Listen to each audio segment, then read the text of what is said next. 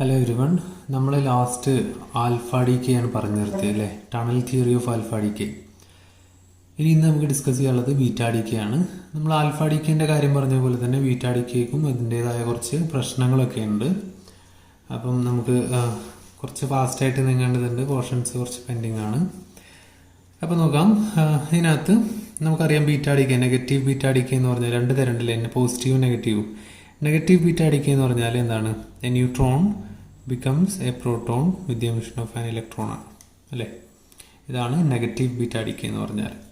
Clear ആണല്ലോ. അതുപോലെ ഇതിൻ്റെ ഒരു നമ്മൾ എലിമെൻറ്റ് മെത്തേഡിൽ ഇതിനെ എഴുതുമ്പോൾ എന്താണ്? എക്സ് എ സെഡ് ഗീവ്സ് ഇതെന്താണ്? ന്യൂട്രോൺ മാറി പ്രോട്ടോൺ ആവുകയാണ് അല്ലേ.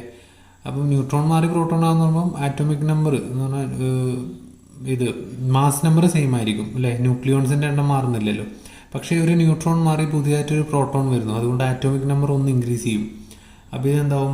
ഇത് Z+1 എന്നാവും. Z+1 എന്നായി കഴിഞ്ഞാൽ ഇയാളുടെ പേര് വീണ്ടും എക്സ് ആവില്ല, വൈ ആവും അല്ലേ. മാസ് നമ്പർ സെയിം തന്നെ, പ്ലസ് ഇലക്ട്രോൺ എന്ന് വരും അല്ലേ. ഇതാണ് പ്രോസസ്സ്. ക്ലിയർ ആണല്ലോ. ഇനി ഈ ഒരു പ്രോസസ്സ് ന്യൂട്രോൺ ട്രാൻസ്ഫോം ചെയ്തൊരു പ്രോട്ടോണും അതുപോലെ ഒരു ഇലക്ട്രോണുമായി മാറുന്ന ഈ ഒരു പ്രോസസ്സിന് കുറച്ച് പ്രശ്നങ്ങൾ ഒബ്സർവ് ചെയ്തു. ഓക്കെ, അതിനകത്ത് ഒന്നാമത്തെ പ്രശ്നം എന്താണെന്ന് ചോദിച്ചാൽ ഇവിടെ എനർജീൻ്റെ ഒരു പ്രശ്നം ഉണ്ടായിരുന്നു, എനർജി കൺസർവേഷൻ പ്രശ്നം ഉണ്ടായിരുന്നു അല്ലേ.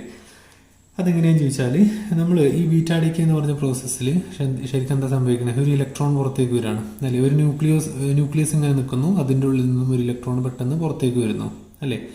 ഇലക്ട്രോൺ പുറത്തേക്ക് വരുന്നു എന്ന് പറഞ്ഞാൽ ആ ഇലക്ട്രോണിൻ്റെ എനർജി എന്ന് പറഞ്ഞാൽ എന്താണ്? Energy of the electron is equal to ഒന്ന് അതിൻ്റെ rest mass energy mc² plus പിന്നെ അതിന് കിട്ടുന്ന കൈനറ്റിക് എനർജി. അങ്ങനെയല്ലേ അല്ലേ.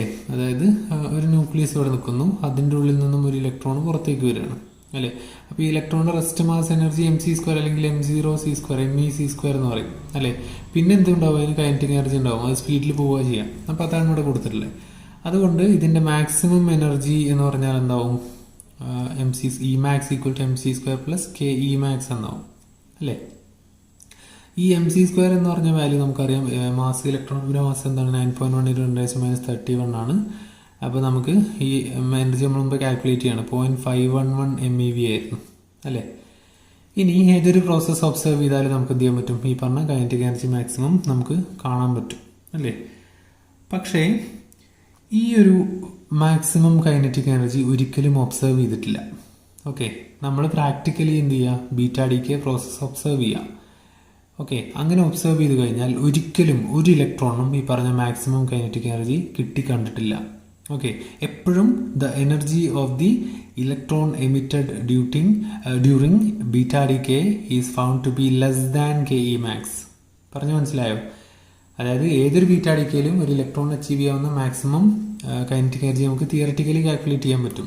ഓക്കെ, പക്ഷേ ഇറ്റ് ഈസ് നെവർ ഒബ്സർവ്ഡ്. എപ്പോഴും Kemaxനേക്കാളും കുറഞ്ഞ എനർജിയിൽ എന്തുണ്ടാവുള്ളൂ? Electron emit ആവുന്നുള്ളൂ. അതിൻ്റെ അർത്ഥം കുറച്ച് എനർജി എവിടെയോ മിസ് ചെയ്യുന്നുണ്ട്.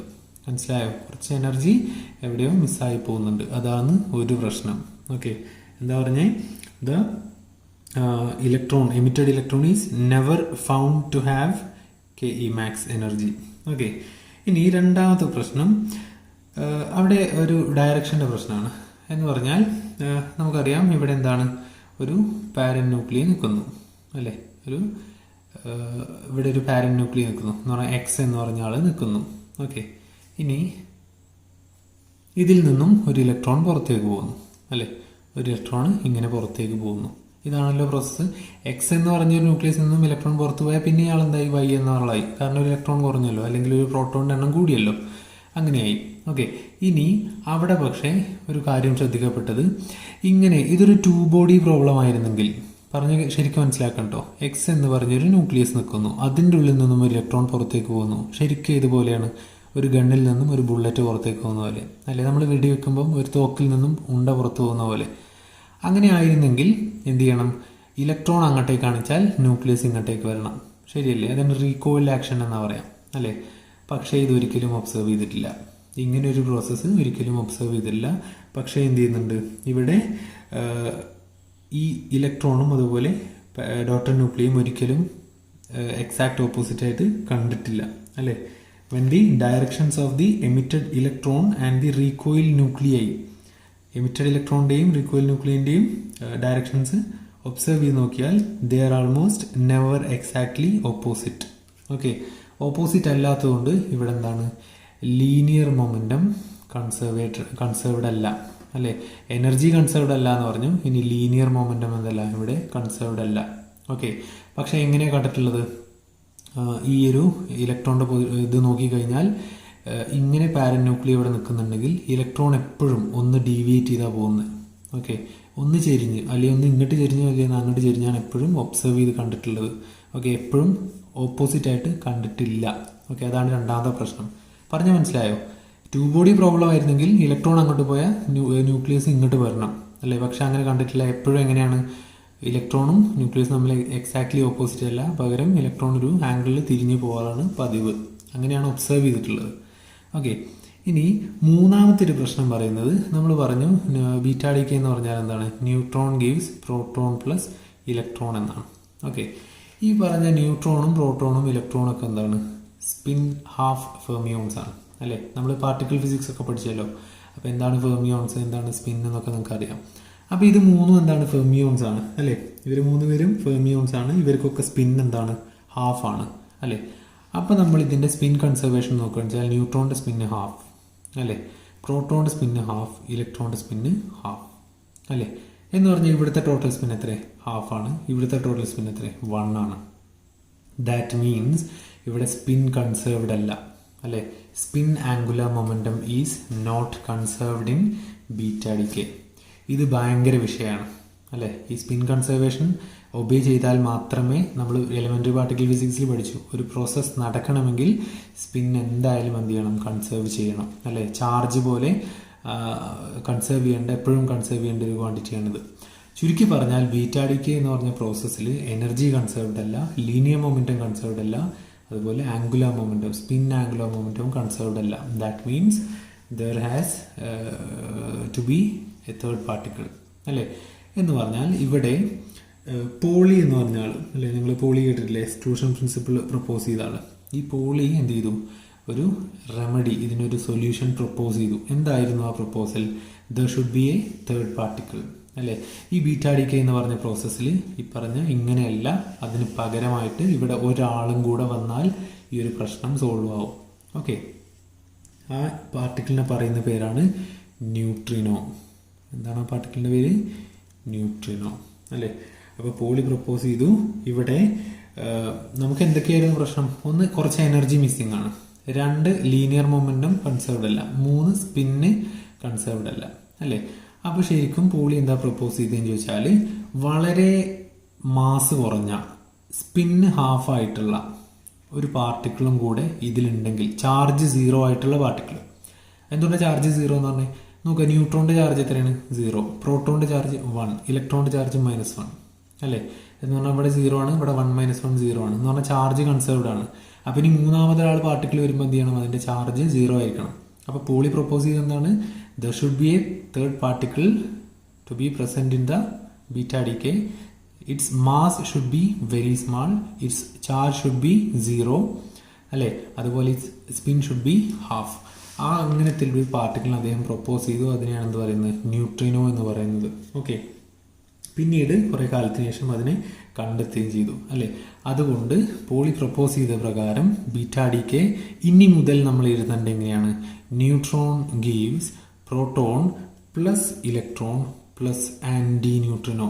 ന്യൂട്രിനോ പ്രപ്പോസ് ചെയ്ത സമയത്ത് അദ്ദേഹം പറഞ്ഞു ന്യൂട്രിനോ എന്ന് പറഞ്ഞ പാർട്ടിക്കിളിനൊരു ആൻറ്റി പാർട്ടിക്കിളും ഉണ്ട്, അതിൻ്റെ ഓപ്പോസിറ്റ് ആയിട്ടുള്ള, അല്ലേ? ന്യൂട്രിനോയും ആൻറ്റി ന്യൂട്രിനോയും തമ്മിലുള്ള ഡിഫറൻസ് നമ്മൾ ഓൾറെഡി പഠിച്ചതാണ്, അല്ലേ? എലിമെൻ്ററി പാർട്ടിക്കിൾ ഫിസിക്സിൽ. നിങ്ങൾ പഠിച്ചിട്ടില്ലെങ്കിൽ ജസ്റ്റ് ഒന്ന് റെഫർ ചെയ്യാം. ഹെലിസിറ്റി, അല്ലേ? റൈറ്റ് ഹാൻഡഡ് ഹെലിസിറ്റിയും ലെഫ്റ്റ് ഹാൻഡ് ഹെലിസിറ്റിയൊക്കെയാണ് അവരുടെ മാറ്റം, അത് നമ്മൾ പറഞ്ഞതാണ്, അല്ലേ?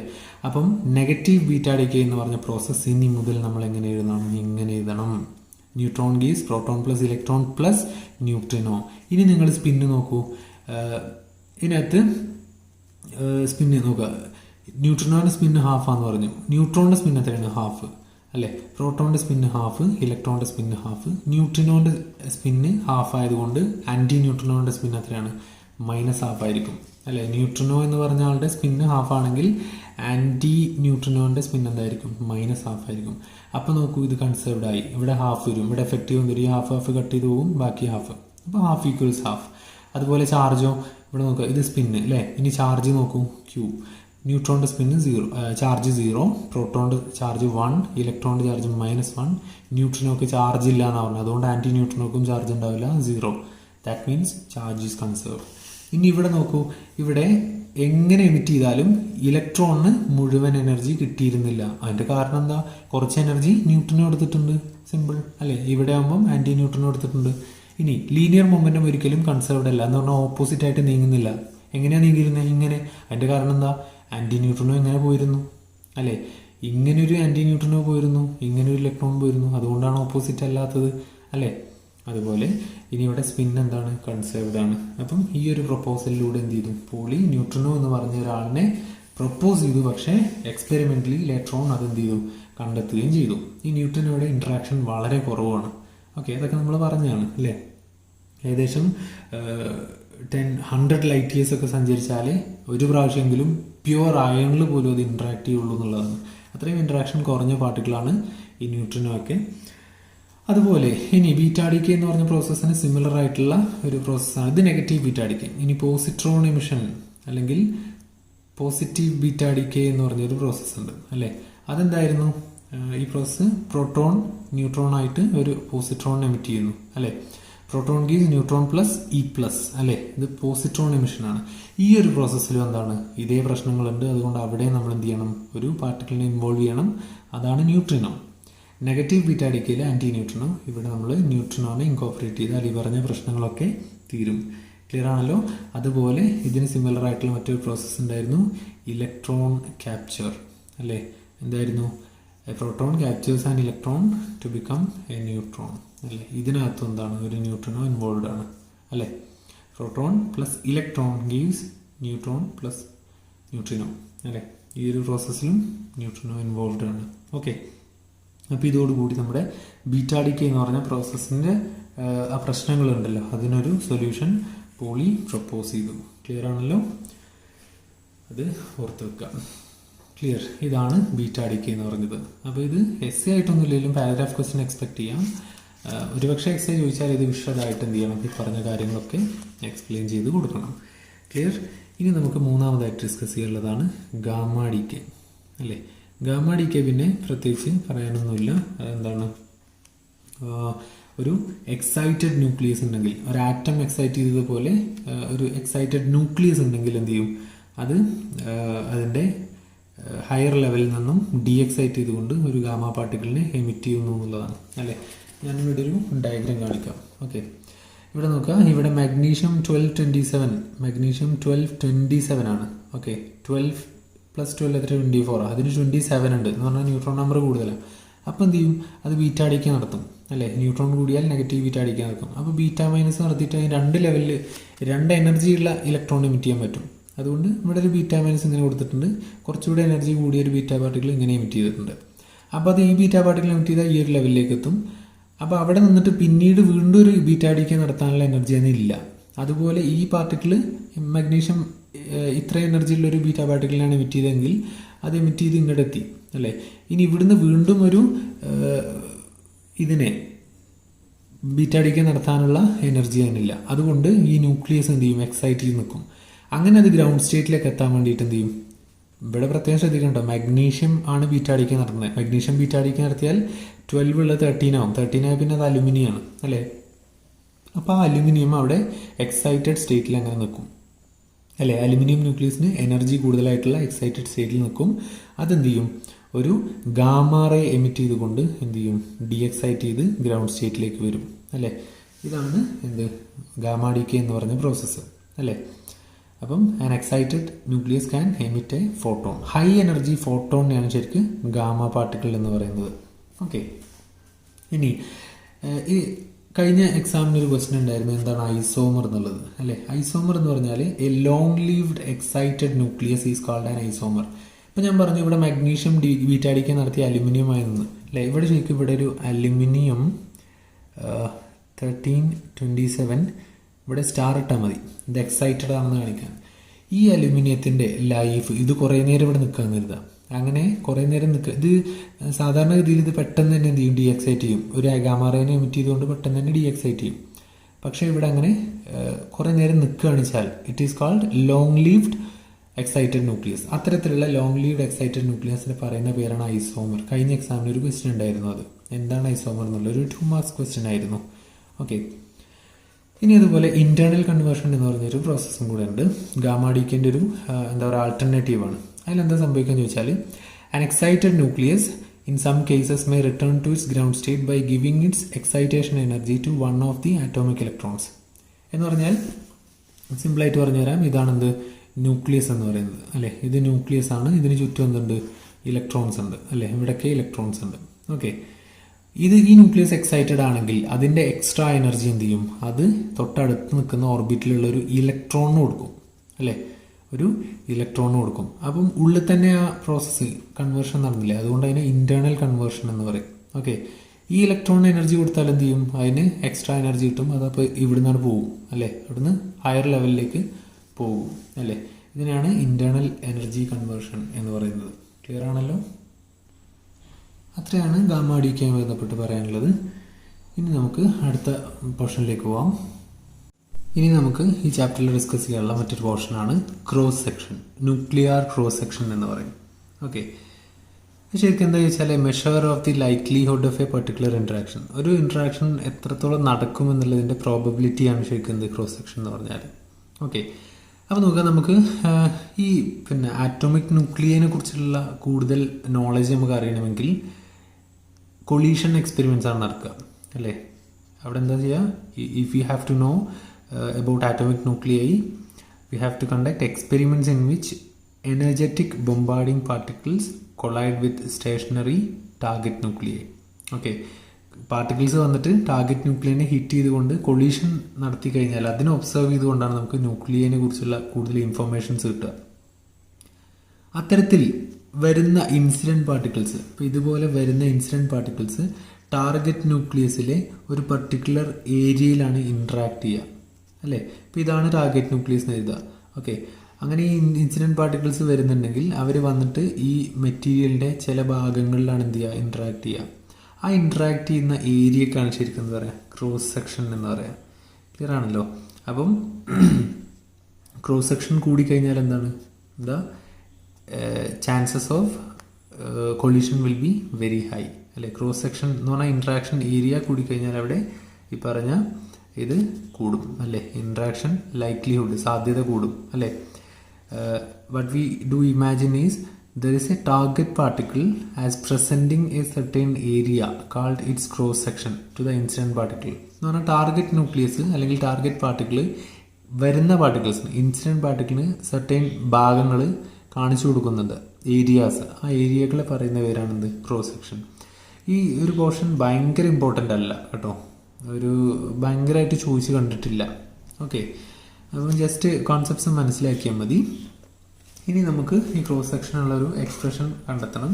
അതിനായിട്ട് നിങ്ങൾ എന്ത് ചെയ്യുക, ഈ ഒരു ഡയഗ്രം വരയ്ക്കുക. ഓക്കെ, ഈ ഒരു ഡയഗ്രം വരച്ചെടുക്കുക. ഇതിനകത്ത് കാണിച്ചിട്ടുള്ള എന്തൊക്കെയാണെന്ന് പറയാം. There is a slab of some material. ഒരു സ്ലാബാണ്, ഒരു ബ്ലോക്ക്. ഓക്കെ, ഒരു ന്യൂക്ലിയൈ ഒക്കെ ഉള്ള ഒരു ബ്ലോക്കാണ് ഈ ഇതാണെന്ത് ടാർഗറ്റ് മെറ്റീരിയൽ. ഇതിലേക്ക് ഇൻസിഡൻറ്റ് പാർട്ടിക്കിൾസ് വന്ന് ഹിറ്റ് ചെയ്യാൻ വരുന്നത് ഇതാണ് ടാർഗറ്റ് മെറ്റീരിയൽ. ഓക്കെ, അപ്പം there is a slab of some material whose area is capital A. ഇതിൻ്റെ ഏരിയ എന്താണ്, എ ആണ്. ഓക്കെ, ഇതിൻ്റെ തിക്നെസ് ഡി എക്സ് ആണ്.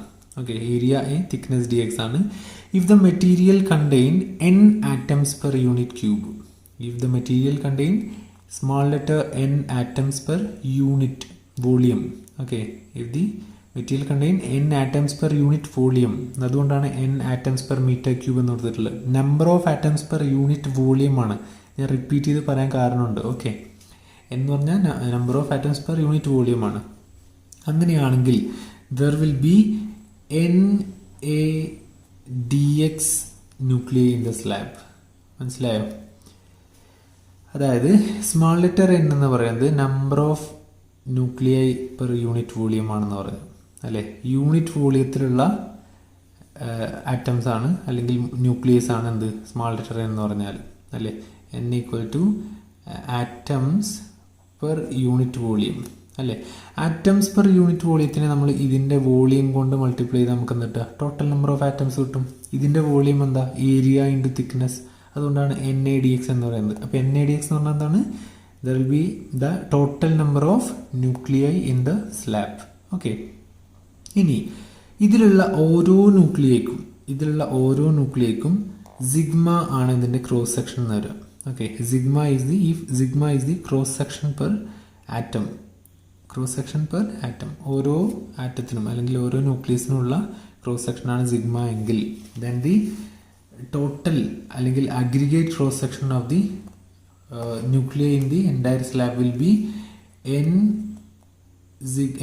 NaDx into sigma. ഒരാളുടെ ക്രോസ് സെക്ഷൻ സിഗ്മയാണ്. അപ്പം മൊത്തം എത്ര ആളുണ്ട്, NaDx ആളുകളുണ്ട്, NaDx. അപ്പം ടോട്ടൽ ക്രോസ് സെക്ഷൻ എന്താ കിട്ടുക, ഇതുകൊണ്ട് ഇതിനെ മൾട്ടിപ്ലൈ ചെയ്താൽ മതി അല്ലേ. ഇനി if that is the case,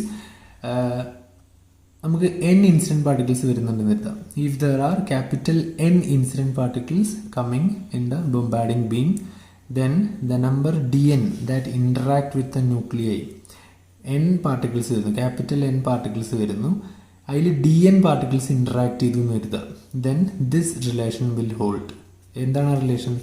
interacting particles by incident particles എന്ന് പറഞ്ഞാൽ എന്താണ്, ഫ്രാക്ഷൻ ഓഫ് പാർട്ടിക്കിൾസ് ഇൻട്രാക്റ്റഡ് അല്ലേ.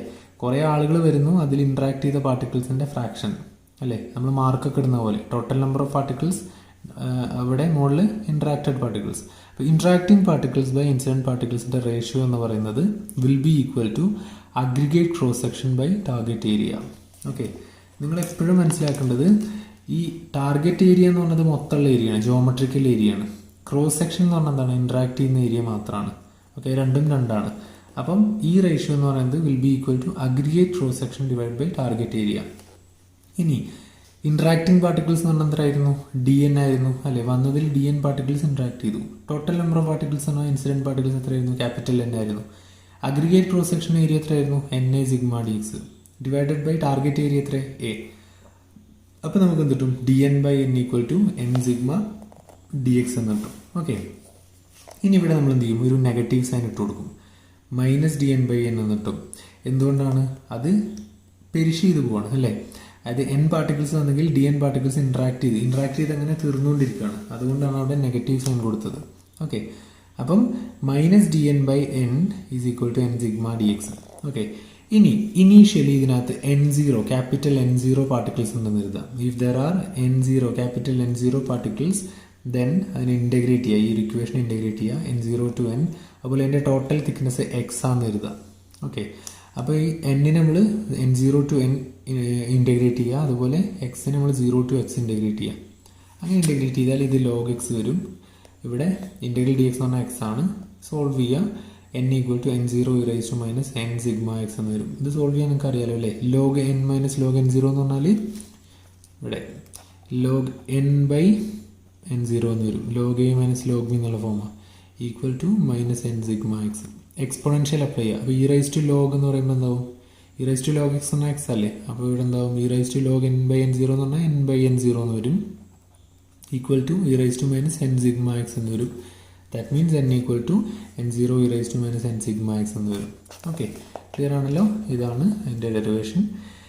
ഇനി ഇവിടെ നമുക്ക് മനസ്സിലായപ്പോൾ എന്ത്, the number of surviving particles അല്ലേ, N പാർട്ടിക്കിൾസ് അവിടെ സർവൈവ് ചെയ്തെന്ന് എഴുതാം. The number of surviving particles N decreases exponentially with the increasing slab thickness അല്ലേ. സ്ലാബിൻ്റെ തിക്നെസ് കൂടുന്നതിനനുസരിച്ച് സർവൈവ് ചെയ്യുന്ന പാർട്ടിക്കിൾസിൻ്റെ എണ്ണം കുറഞ്ഞു വരും, സ്വാഭാവികം അല്ലേ.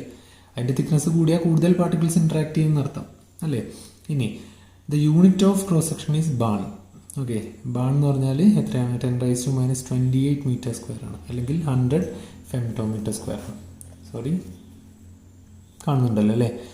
ഒരു ബാൺ എന്ന് പറഞ്ഞാൽ ബി കൊണ്ട് സൂചിപ്പിക്കും. It is equal to 10 raised to minus 28 metre square. That means 100 femtometer square. Femto എന്ന് പറഞ്ഞാൽ 10 raised to minus 15 അല്ലേ. ഇങ്ങനെ റെപ്രസെൻറ്റ് ചെയ്യാം. ക്ലിയർ. ഇനി ഈ ഒരു ചാപ്റ്ററിനകത്ത് നമുക്ക് വരുന്നത് ഇനി റാൻഡം ആയിട്ട് കുറേ ടോപ്പിക്സ് ആണ്. അതിനകത്ത് ഒരു അസൈൻമെൻറ്റ് നിങ്ങൾക്ക് ഞാൻ തരികയാണ്. ന്യൂക്ലിയർ റിയാക്ഷൻസിനകത്ത് ന്യൂക്ലിയർ ഫിഷൻ ആൻഡ് ഫ്യൂഷൻ. അത് നമ്മൾ ഒരു +2 മുതലേ പഠിച്ചുകൊണ്ടിരിക്കുന്ന സാധനമാണ്. അതുകൊണ്ട് ഈ ഒരു രണ്ട് ടോപ്പിക്ക് ഞാൻ നിങ്ങൾക്ക് അസൈൻമെൻ്റ് ആയിട്ട് തരികയാണ്. ന്യൂക്ലിയർ ഫിഷനും ഫ്യൂഷനും. ഓക്കെ, ചെയിൻ റിയാക്ഷൻ, അതുപോലെ ന്യൂക്ലിയർ റിയാക്ടർ അല്ലേ, കൺട്രോൾ റൂട്ട്സും അതുപോലെ മോഡറേറ്ററൊക്കെ വെച്ചിട്ടുള്ള സംഭവങ്ങളുണ്ടല്ലോ, അത് സിമ്പിളായിട്ട് നമുക്ക് പഠിച്ചെടുക്കാവുന്നേ ഉള്ളൂ. അതുകൊണ്ട് ആ ഒരു പോർഷൻ ഞാൻ അസൈൻമെൻ്റ് ആയിട്ട് തന്നേക്കാണ്. ഓക്കെ, ബാക്കി ഭാഗങ്ങൾ നമുക്ക് അടുത്ത ക്ലാസ് പറയാം. Thank you all.